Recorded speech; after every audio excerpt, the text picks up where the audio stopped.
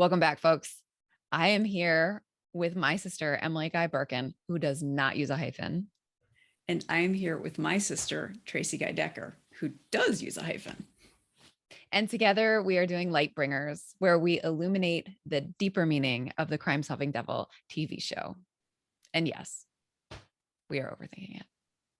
So much overthinking. And we get to where our tagline came from this week. Yeah, exactly. So this week we're talking about 213 and 214, A Good Day to Die, and Candy Morningstar. Two of my very favorite episodes ever. I have watched them so many times. These are some good ones. Well, why don't you start us off? Okay. So much to talk about. So in A Good Day to Die, there's a little moment at the end that I actually wanted to talk to you about, which is when after everything's happened, Lucifer is leaving and the goddess is saying, like, doesn't it mean anything that I went to hell for you? And he's like, too little too late. And he said, I am done being a pawn between you and Dad. And as children of a divorce that was not contentious at the time of the divorce, but got so years later, I so resonated with that. That's like, I am drawing a line. I am done. Do not bring me into your bullshit anymore. Felt so real. And it made me feel like, again, Joe and Ildy, we know they're about our age. Our generation was the, divorced kids generation. Right. In part because no fault divorce became something you could do in the 70s, all over the United States. And so I'm like, somebody has been through this. Yeah.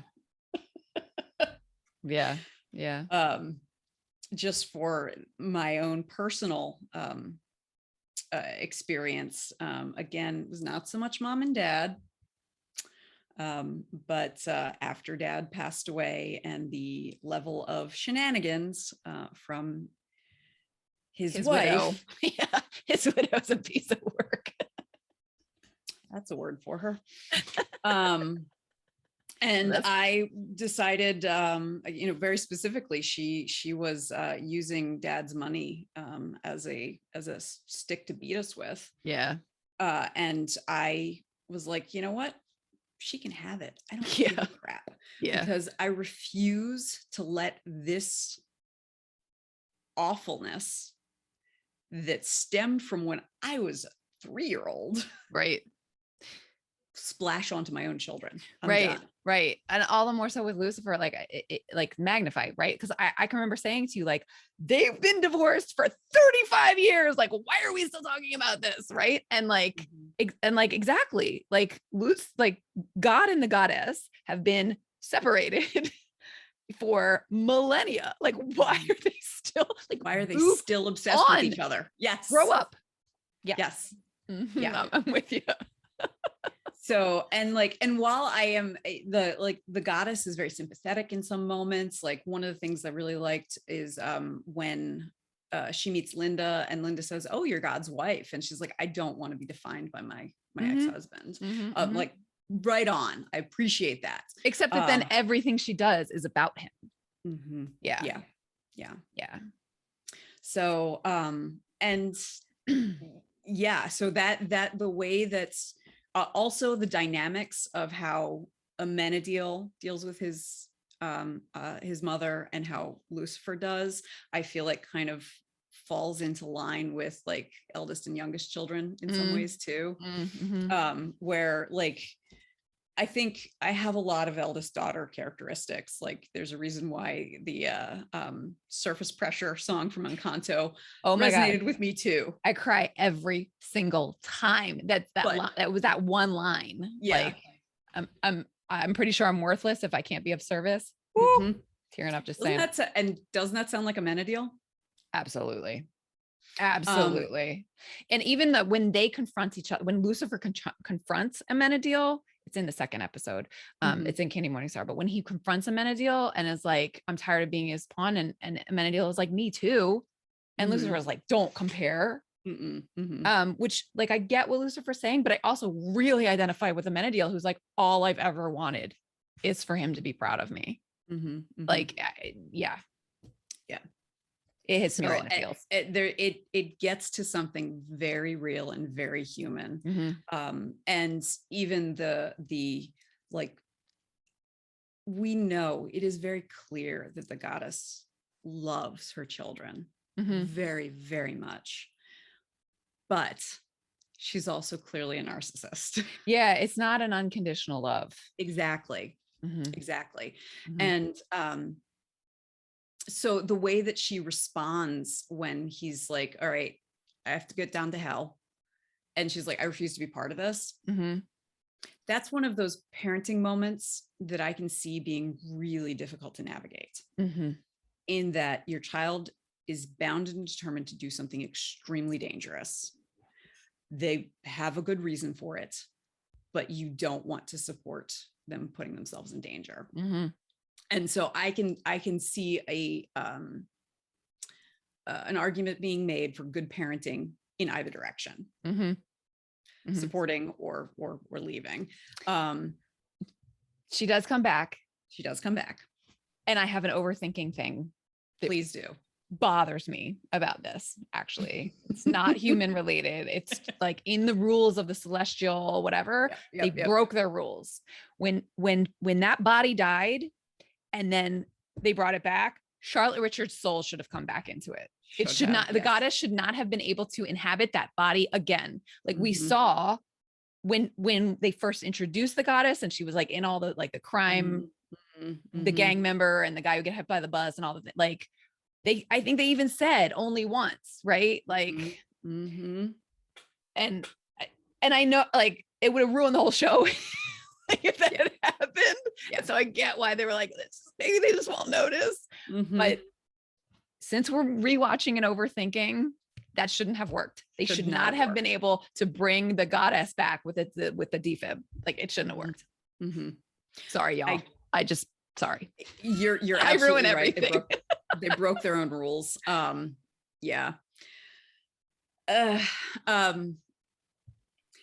She was coming back with the Lord of Hell, but still, broke their own rules. I mean, he had to die in order to get down there. So it's there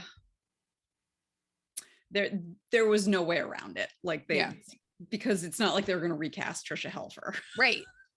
Because that's what they would have had to do. Like they would have had to have that body die or come back as Charlotte Richards, which happens, later. in a future season, or whatever future episode, and then have a new person be the goddess. Like it would have been a mess, like logistically. I get that, and also, and for the storytelling, I get why they were willing to sacrifice that piece of breaking the rules, because seeing the Uriel hell loop like shift when the goddess was introduced to it, and that sort of NPC Uriel, that non-player character Uriel, like shift when it was her hell loop. Like I think that was actually really powerful and really interesting about the way that hell works. Another small thing too, you and I have talked about this. It should have been in the church. Like the hell loop should have been in the place. I mean, you gave me some headcanon that like he's the king of hell, and so whatever. And also maybe they couldn't get that set again. But well, and the other thing is like they had to have something to draw him in there. True. Both storytelling wise and to draw him in. Right. So I could see because he had done what he needed to do. Yes. And he was not going to go through another. Yeah. He was not going to go through another door. Right. Unless something drew him in. Right. Now, based on that, Uriel could have drawn him in the place where he died. Right. With his voice instead of with the piano, killing him softly. He was playing. Yes. Which I, again, like on point, like killing him softly or killing me softly. But that, I'm sure that was just a logistical, like, we can't get that set. Agreed. And all right, that's fine. Yeah. I mean, it is a TV show at the end of the day. Yeah. I mean, if this were a novel. Right. Right. If it were a novel, it should have been in the church and Charlotte should have come back to the body. Exactly. But it's not a novel, it's a TV show. Right. So I do, for overthinking it, I do want to point out that illness and like cancer and poisoning and stuff like that in TV shows with gorgeous people always starts with a nosebleed. Always. Interesting. I never noticed so, that. Like, that's that's how Scully in X-Files discovers that she has like nose cancer. I don't know. It's like she's cancer right here. It's like nosebleed. Interesting. And it's similar to how if someone gets beat up and you'll see this with Tom Cruise all the time, if someone gets beat up or goes through, something that should cause some physical damage, they get a cut right here. That's it. And it's because we need them to still look attractive. But something that's clear that's wrong. Yeah. So, and that's, speaking of nosebleed, the moment with Bert, where she is drawing him upstairs and he's just like so grossed out by her nosebleed. Yeah, I feel like that so fits with who he is, where he's just like, yeah, you know what, never mind. Yeah. Yep. You're actually a human being with, yeah. Yeah. The moment she starts to be a human being and not just a vagina with legs. Yeah. Yeah. And like, I mean, he does say, "You okay there?" Which at first is just like, but that's just how you speak, not actual concern. Yeah. That's just how he alerts her to the fact that, you're being gross. So stop being gross. Yeah. Totally. The artist, the clown mermaid paintings. Okay, it is always very interesting to me to see artists and art dealers presented in media, because we grew up in an art gallery, because I owned an art gallery for almost 40 years. Now I know nothing about using art as a cover for for illicit selling activities. drugs and illicit things. Right. But that is really interesting to me, because art does not have any specific inherent value. Like a car does. Like, you can't look up a Kelly Blue Book of a Manet, and so that is always interesting to me, to see that world. And then the fact that all he wants is for someone to take his art seriously. But it's clown mermaids. Why are you doing clown mermaids then? Like, why is that your vision? Because I truly believe that anyone can be an artist. Yeah. I truly believe that. There are some people who have a native ability to create things that resonate. Yeah. But it's like any skill. We all have the capacity to gain that skill. Some of us have we're given a starter kit from birth. But we all actually have the capacity. Absolutely. And we all have something interesting to say on a canvas or in whatever medium. And so it's like, why is this your thing to say? Yeah. The clown mermaid. I would love to see him on the couch with Linda. Yeah, right. That whole scene actually was like when Dan tells him to follow his lead, but then Dan loses it. And then he's like, "Am I still following your lead? Like, what's happening?" Which is really funny, because it's Lucifer genuinely trying, right? Like he just can't get it right. You just can't. Poor And then schmuck. when he was just like, you could do that the whole time. Well, of course. Yeah. Why did you let me get beat up? You told me to follow your lead, man. lead. Yeah. This is super serious. I'm like, Yeah. It's really funny. Yeah, we get a little backstory from Ella in this one too, with her brother. This episode really does. It like hits a lot of things. And I'm still like, it's really interesting. I guess it's just for us, like in terms of the storytelling, but at no point does anybody say to Lucifer, like, just because dad, like, flick the first domino doesn't make what you're feeling fake. yeah. It doesn't make it a sham. Yeah. No one ever says that to him. I mean, I guess I feel like we are supposed to be feeling that because I do feel so. Notably, he does not talk to Linda about it until he's already married to Candy, and all of that. Who he talks to about it are other Celestials who do see God as doing, like, as got his fingers in all the pies. So I could see, like, well, for the goddess was using this for her own ends. Yeah. I mean, when he says, you were trying to break my heart, mission accomplished, like, and that was what, so yeah, she knew that he would react that way once he found out that, and I don't know that she thinks that he's wrong, right? That like, because she has the lowest possible opinion of God, and so, like, yeah, of course he did this on purpose, and this was, and it's not real somehow, because it came from him. Yeah. And whereas Amenadiel, I think he's in such a mess right now himself. Well, and actually, now that I'm thinking about it, he doesn't talk to Amenadiel about it in that way until after he's come back, because he said Amenadiel's been like stalking Chloe to make sure she's okay, and then when they do confront one another in Candy Morningstar, like, they come to the realization that he went off to protect Chloe because she didn't have a choice, like, about caring for him. So, and Amenadiel does make some important points, right? Like, mom, yes, she hurt you, but she was doing the best she could to try and protect you, which, based on what you just said, I think you should be able to understand. Like, so you're right. When he only talks to Celestials about it, and they more or less agree. And also, like, Amenadiel's like, what are you doing to Chloe? Why am I protecting her if I thought you actually, all that stuff. So yeah, I think that makes sense. I think that does make sense.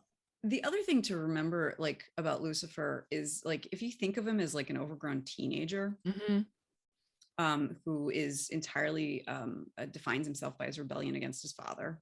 Right. And so he, has enjoyed this hedonistic lifestyle all this time, and he's feeling real emotions for the first time. And, like, you see that like, the way that he deals with it is how a teenager deals with it. Like, he ghosts her and marries Candy Morningstar, or Candy Fletcher, actually, is her actual unmarried name. Yes, which we don't find out until season 3. But and so he goes on a bender and marries someone else, telling himself, like, well, this is for her own protection. This is because she didn't have a choice, and blah blah blah blah blah. And like, then he misses her. Comes back, and that is, like, such an immature way of dealing with all of this, good intentioned though it may be. Right. But it just shows, like, again, he's an overgrown teenager.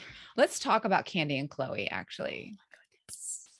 So I'm going to start with Chloe, because I know you really want to talk about Candy. So I think I'm going to save that the best for last. Like, I think in my first watching, because I binged them, like, I think I kind of forgot that Chloe really was invested in a relationship with him, like, because I kind of, it happens sort of so quickly, and then immediately, like, he redirects. But in this rewatch, seeing this, like, the Chloe, like, the last time they spoke that we saw, he said she was so happy to see that he was okay after the poison thing. And he said, "This is real, isn't it?" Right. And then she's poisoned, and that like fills everything, that fills all the attention, is that she might die. She knows he did something to help save her. And then he disappears. And the last thing that they talked about besides the poisoning was, "This is real, isn't it?" And like, I think in my first watch through, I missed the depth of that abandonment and betrayal. Like, I knew she was annoyed and she had a right to be annoyed, but I'm not sure I really felt the full depth of it, which also makes sense of Dan's behavior in terms of like telling Lucifer where she is and like, you know, Dan recognizes how much Lucifer means to her, even though he's not a Lucy fan. So, I don't know. I'm just really sitting with that kind of sadness and betrayal and rejection in this round that I don't think I saw in my first viewing. I think I just kind of skipped over it because she often kind of kept him at arm's length, and I just kind of forgot that she had actually come in close. Yes. Yeah.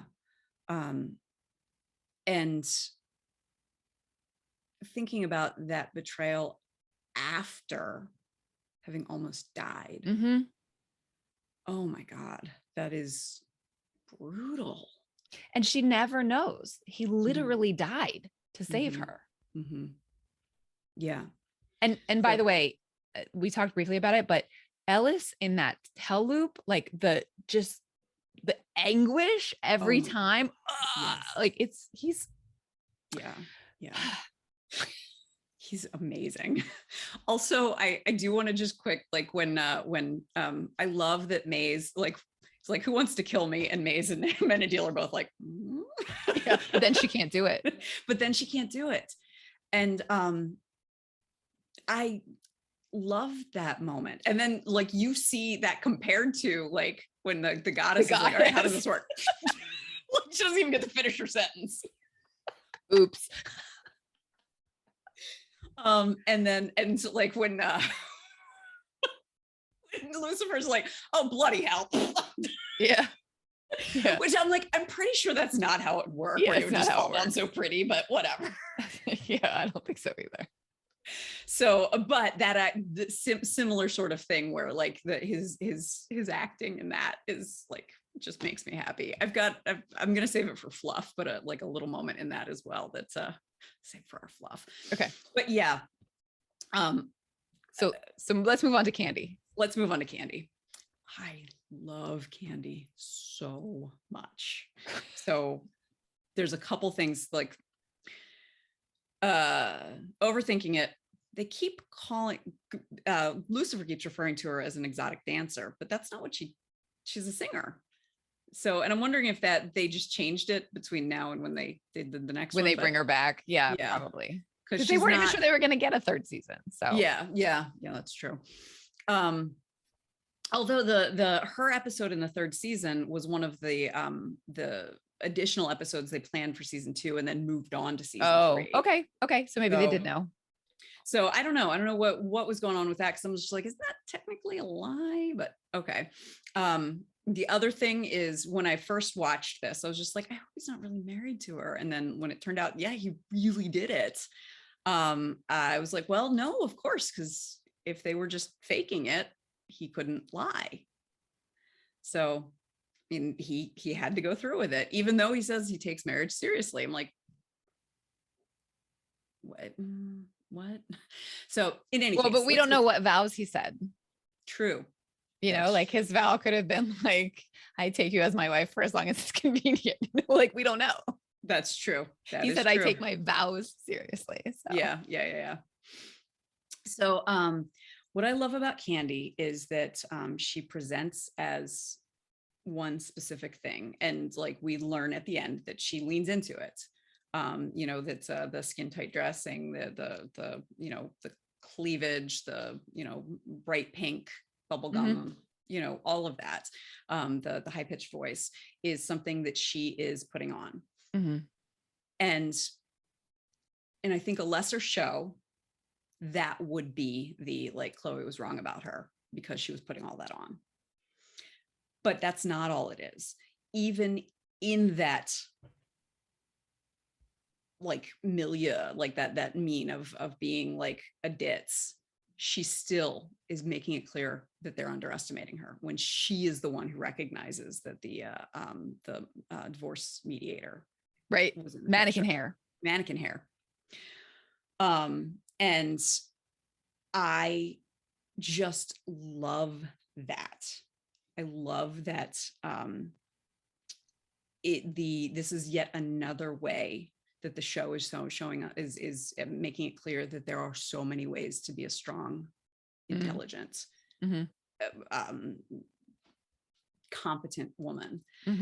And that, you know, you can wear skin tight dresses if you want and still be worthy. And that they make it abundantly clear how wrong Chloe is to judge her. Well, Chloe also sees that by the end, and she does, right? She does by the end, because she sees that, and it's not, it is genuine, but she sees that Candy cares about him.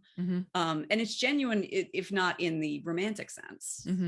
It's like that they are friends. They're real friends, and she really was concerned about him, even though she still had the bubblegum girl voice and all of that on when she came to check on him. And so that is, I appreciate that they show Chloe seeing that she's wrong. And I appreciate that, like, also she's the insightfulness of, like, you know, yeah, he's totally messed up. Didn't you too just go through something totally bananas? Yeah, exactly. Actually, there's two moments where we see women realize just how messed up he is, right? Because when Trisha Helfer says, like, if this is real, then only a totally damaged soul would make such a choice. And then he really is broken. Like, well, yeah. And when she's like, no, he really is broken. And I mean, Candy says it in just a matter of fact way. It's not like a epiphany for her the way that it is for the goddess. For Candy, it's like, yeah, he's really messed up. Yeah. You know, like, well, but it is an epiphany for Chloe. It is an epiphany for Chloe. You're right. And I think it's totally fair too. I mean, having almost died, it's hard for you to see from the other person's perspective. The other person. Yeah.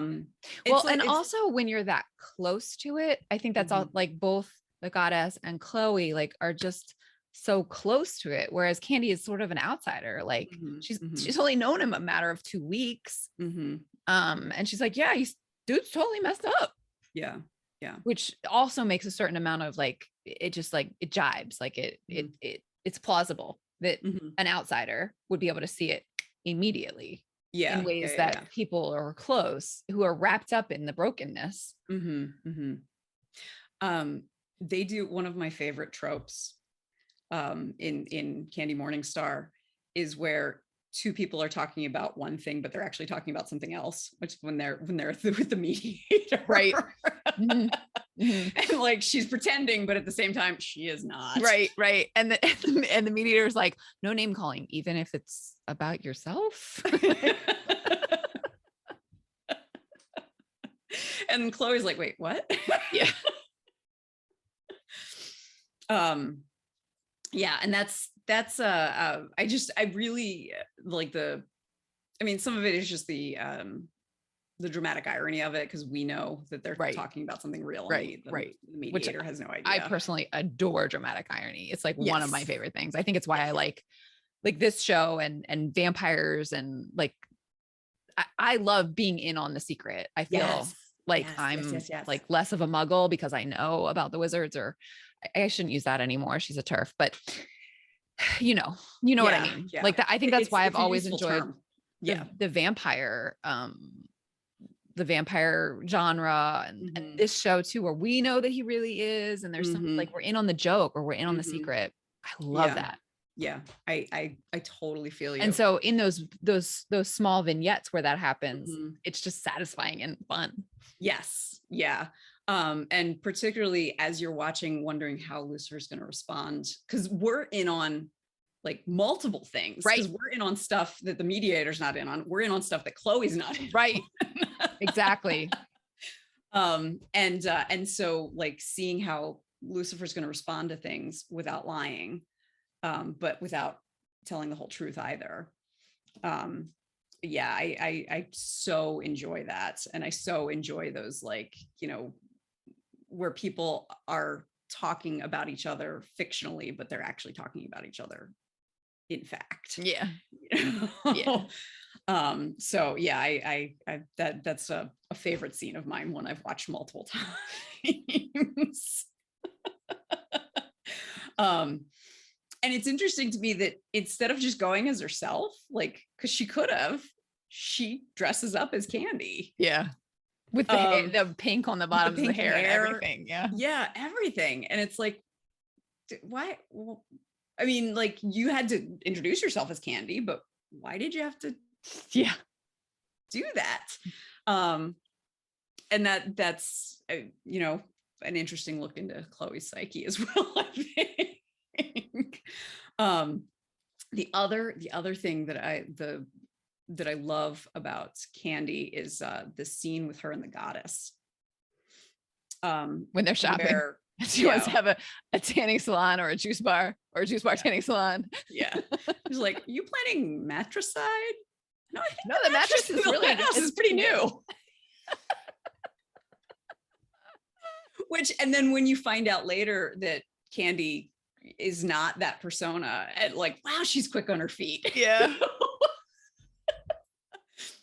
But it's also like the way that she responds is like also kind of genuine, where she's like, I know that you want what's best for your son, and like, I'm kind of your daughter now too, and you know, and like there's something very genuine even within the fakery that is just lovely. And I just so appreciate Candy for showing like she's got another, like, she's like the opposite of Lucifer in some ways, because she lies all the time. She's kind of a con artist, we find out later. And she leans into what people assume about her, which makes her like Lucifer. Like, he leans into, like, people assume he must be lying about being the devil, and he's just like, I'll go with it. But the way that she operates is so different from the way that Lucifer operates, and it's a very interesting dynamic that they have. And they are a really good. Yeah, and I think the genuine connection to other people is really it's really interesting. That's something that like Lucifer is learning. Mm-hmm. Right, but I think Candy actually it's authentic to her. Yes. Yeah. And it's part of how she does what she does. Like, Yeah. it's part of how she fools people. It's hard, you know, whatever. But that sort of actual genuine connection between the self and another. Lucifer's just now learning how to do that because of Chloe. Yeah. So I think that's an interesting foil in the way that you just set the two of them up. That's another layer of it. Yeah. Well, and what's interesting also is thinking about, since Candy's a con artist, she's hard to fool. Whereas it's very easy to manipulate. So easy to fool Lucifer. Because he, you know, it takes a liar to spot a liar. That's what Dad always used to say. Yeah. And you know, totally makes sense that, you know, if you don't understand sarcasm, you're going to take people seriously. Right. You know, that sort of thing. Right. If you don't understand lying, you're going to take people seriously. Right. And I resonate with that, because I take people at their word, unless and until they have proven that I shouldn't. Yeah. So, but I also, like, Dad also taught me to embrace my paranoia. Right. It's a both and. Like, he never said it that way, but I really remember him being like, don't assume good intentions necessarily. So, Yeah, Candy is my favorite minor character who we only see her twice. I wish we could have caught up with her at the very end of the series, just to, you know, see where she ends up. Although I'm sure she has an interesting, long, happy life. And I am sure she ends up in heaven. So I would also like to, there are a couple things that I feel like they do very nicely in both of these episodes, which is set us up for reveals later. So Right. with Linda, when they're like, oh my God, he's stuck, we need to send someone down to get him out of hell, and Maze can't go because she has no soul, and Linda is such a therapist, she's like, okay, we're going to table that for later. We need to talk about that. But she's like, all right, well, I can't believe I'm saying this, send me. And she's like, why would you go to hell? And she's like, you don't know everything about me. There are and things we we later don't know. find out what it is she feels guilty about. And then when we see Lucifer paying off the men in Las Vegas, we don't find out exactly what he was paying for. There's the implication that it was the ring. There's the implication that, because she says, never caught my honey paid a shady diamond guy a ton of money for it. I never caught that was the implication. Oh, yeah, that's the implication. Wow. Am I shifting your headcanon right now? You are. It's just like, well, because you later find out, because I spent like the entire rest of the season going, like, what the hell did he pay for? Oh, and then you find out next season when we next see Candy Morningstar.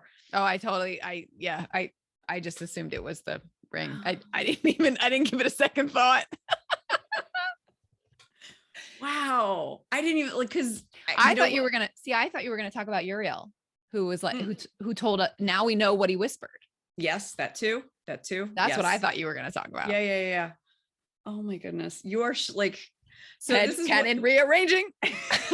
Well, some of it is like in my head, like that's not how you buy a ring, so it just never even occurred to me. And she said shady. She specifically named him as a shady diamond. Yeah, guy. I just didn't even occur to me. I mean, especially because he said it's your funeral and worth every penny. Like they Joe and Ildy definitely wanted us to think that bag of money was for the diamond. You are absolutely right. And this is like how I just said, I take things at their word. That's not how you buy diamonds. And it never even occurred to me that you could buy a diamond that way. And so like the shady guys, I don't know what I was imagining. I mean, like a bad jewelry store. They were stolen diamonds. I mean, you're so silly. Oh my goodness. All right. I have 3 minutes till my next meeting. Okay. So give me your fluff. Okay. My fluff. Tom Ellis and Lucifer has a little scar under here that you see. The only time you ever see it is A Good Day to Die, and he's like, yeah, like that. And I'm like, I am so curious about that. It is so like interesting and beautiful, and I just want to kiss it. And there you have it, folks. We have completely overthunk Candy Morningstar and A Good Day to Die. Oh my goodness. I'm sure I'm going to think of other stuff that I wish we'd talked about, but always, every single time. Oh, we didn't even talk about the fact, like, what Amenadiel surely is going to face consequences for what he does in that hospital. Oh, yeah. Like, yeah, he's a big black dude who was like fighting all the security guys. He's in jail. Yeah. They definitely press charges. Yeah. Like in LA. Yeah. The other thing, another fluff, Amenadiel's looking fine. He looks so good in both of these episodes. Yeah. I think also like they allowed, because he's now not an antagonist, like DB Woodside is just more relaxed as he's playing him here from the first season. And it sits well on him. Oh it fits well on him. So good. And the costuming, and I was looking at his eyes, and I'm like, he's got a little bit too, because like he's on camera, but like a little bit of the eyeliner, and like make his eyes pop too. And I'm just like, the Morningstar boys are just so dreamy. Not that Amenadiel has a last name. All right, y'all, really gotta go. All right.